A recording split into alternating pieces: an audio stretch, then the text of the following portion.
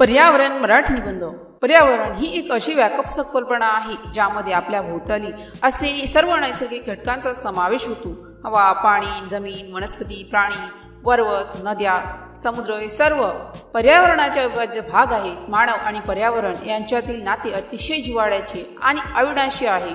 प्रकृतीने आपल्याला जगवण्यासाठी लागणारी सर्व साधने उदारतेने पुरवली आहे, पण मानवाने केलेल्या अमर्याद शोषणामुळे आज हे पर्यावरण गंभीर संकटात सापडले आहे. पर्यावरणासाठीचा धिक्कार आता आपल्या दारात ठोकला गेला आहे. पर्यावरण हे आपले जीवनाधार आहे. प्रत्येक जिवंत प्राण्याला श्वासासाठी शुद्ध हवा, तहान भागवण्यासाठी स्वच्छ पाणी आणि उदरनिर्वाहासाठी अन्न पर्यावरणाकडूनच मिळते. झाडे, वनस्पती कार्बन डायऑक्साईड शोषून घेतात आणि प्राणवायू ऑक्सिजन शोधतात, ज्यामुळे हवा शुद्ध होते.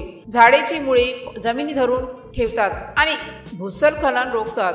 पर्यावरणीय थोडक्यात निरोगी जीवनासाठी निरोगी पर्यावरण अत्यावश्यक आहे. आधुनिक युगात औद्योगिकरण, शहरीकरण आणि जंगलतोड यामुळे पर्यावरण प्रदूषण भयावह स्वरूप धारण करत आहे. कारखाने, वाहने आणि जीवाश्म इंधनाच्या ज्वलनातून बाहेर पडणारे विषारी वायू, कार्बन मोनॉक्साईड, सल्फर डायऑक्साईड यामुळे वायू प्रदूषण होते. यामुळे श्वसनाचे आजार, दमा, आम्लवर्षा सारख्या पर्यावरण समस्या निर्माण होतात. कारखाने आणि घरगुती कचऱ्याचे विषारी द्रव्ये तलाव आणि समुद्रात सोडले जातात, ज्यामुळे पाणी प्रदूषित होते. यामुळे पाण्यातील जलचर प्राणी मरतात आणि मानवांमध्ये अनेक आजार पसरतात. वाहतूक, कारखाने, लाऊडस्पीकर यामुळे होणाऱ्या गोंधळाचा मानवी मानसिक आरोग्यावर वाईट परिणाम होतो. तणाव, ठणकावे, हृदयविकार आणि एकाग्रतेचा अभाव हे त्याचे दुष्परिणाम आहेत. रासायनिक खते, कीटकनाशके आणि प्लास्टिक सारख्या न विघटनशील कचऱ्यामुळे जमिनीची सुपीकता नष्ट होत आहे.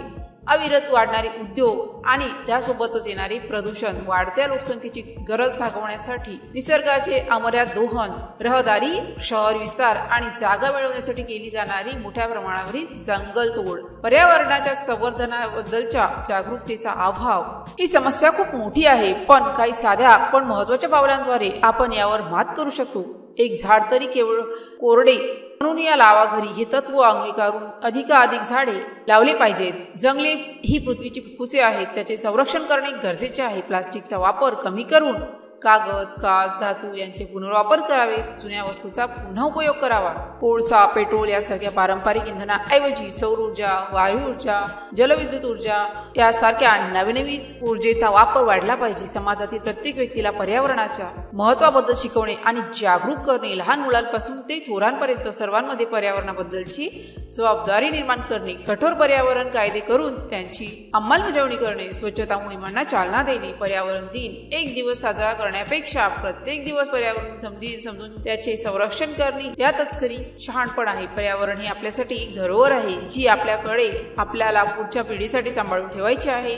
निसर्गाने आपल्याला सर्व काही दिले आहे, आता तिच्याकडे पाहण्याची वेळ आली आहे. हिरवगारच श्वासस्थ आहे हे ध्यानी घेऊन प्रकृतीशी सहयोग करणे, तिचे रक्षण करणे हे प्रत्येकाचे नैतिक कर्तव्य आहे. एक निरोगी आणि सुखी भविष्य हे केवळ स्वच्छ आणि संतुलित पर्यावरणच शक्य आहे. जर या पोस्टशी संबंधित काही गोंधळ असेल किंवा आपल्याला अशा कोणत्याही विषयाची माहिती हवी असेल तर कृपया खालील दिलेल्या कमेंट बॉक्सद्वारे आपले प्रश्न आम्हाला विचारू शकता. या पोस्टशी संबंधित आणखीन काही प्रश्न असतील आपण आम्हाला ते देखील सांगू शकता की आम्ही त्या समस्या नक्कीच सोडवू.